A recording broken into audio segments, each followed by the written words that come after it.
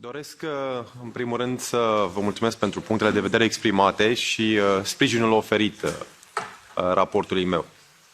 Așa cum s-a menționat și anterior, avem nevoie de claritate juridică, de respect între instituțiile europene, de mecanisme flexibile, de respectarea tratatelor europene, în mod special principiul cooperării loiale.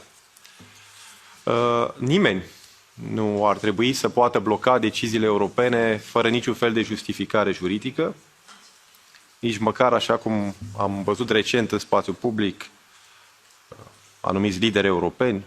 În mod special am văzut pe cancelarul austriac, Karl Nehammer, care ieri a declarat că va bloca aderarea României și Bulgariei la spațiul Schengen fără niciun fel de justificare juridică și fără ca acest lucru să corespundă tratatelor. Prin acest raport de importanță strategică, așa cum am menționat mai devreme, pentru Parlamentul European, sper să arătăm că noi, eurodeputații, reușim să avem o voce comună, o voce puternică în apărarea tratatelor, inclusiv oferind clarificări cu tot ceea ce înseamnă implementarea acestui mecanism special prevăzut de reglementările europene. Mulțumesc încă o dată și sunt convins că prin dialog susținut vom avea un raport votat consistent de colegii noștri și putem transmite acest mesaj, cum spuneam, strategic pentru Parlamentul European. Mulțumesc. Thank you, Chair. Indeed, as I said in our first discussion, this report on the implementation of the treaty provisions on special legislative procedures is, in my opinion, of strategic importance for the European Parliament, because it enables us to define better these special legislative procedures, but also making sure that the European Parliament has a reaction when the treaty provisions are not respected. Therefore, as everyone has seen in the draft report, the document highlights very specifically the relevant cases where the Council does not respect the treaties, does not respect the role of the European Parliament, and does not respect some key principles related to mutual, sincere cooperation, but also the issue of institutional balance. As everyone can notice in the report, we are referring precisely to several cases.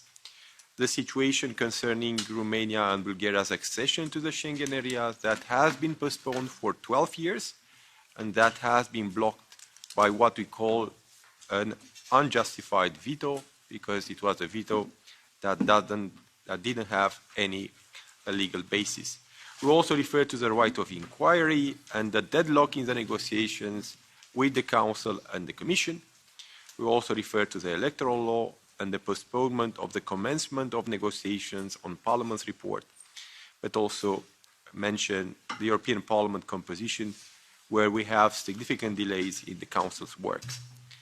We have to mention that, of course, we have been in touch with different colleagues involved on those specific cases. It's a reality that we received many amendments showing the importance of this report. So we received 114 amendments from all political groups. We appreciate the work that has been done by our colleagues here in this committee. With the support of the AFCO Secretariat, we drafted what we considered solid proposals for compromise amendments, especially on the topics that are non-controversial. We hope that we can easily find a consensus between the political groups on those elements, because we already have well-established positions confirmed already by the votes that took place in this committee and in the European Parliament regarding those different situations. I will remind everyone, for instance, on the situation of Romania and Bulgaria's accession to the Schengen, that we already approved several resolutions of the European Parliament, voted clearly by this House, which showed that there is consensus on this topic. So we shouldn't go back to something that was already approved upon. And I think this is, again, something that should not happen. And I will kindly invite the different colleagues involved to also check with their political groups the position of their political groups on those respective points, to make sure that we are not doing again debates about topics that are not related to the report itself. Of course, we have a limited space for the text. We also have amendments that are proposing to delete part of the text, again, as I said, where we already have well-established positions approved by the Parliament. We cannot ask to delete our previous position of the Parliament as a whole. So we hope on this point we can have an agreement. So what we did is that we send the compromise amendments. We expect the comments to come from the political groups by the 26th of October, which is tomorrow. We are also planning to have a technical meeting shortly on the November 6th, probably in the afternoon. And based on those technical discussions, we'll have political meetings with the shadow rapporteurs.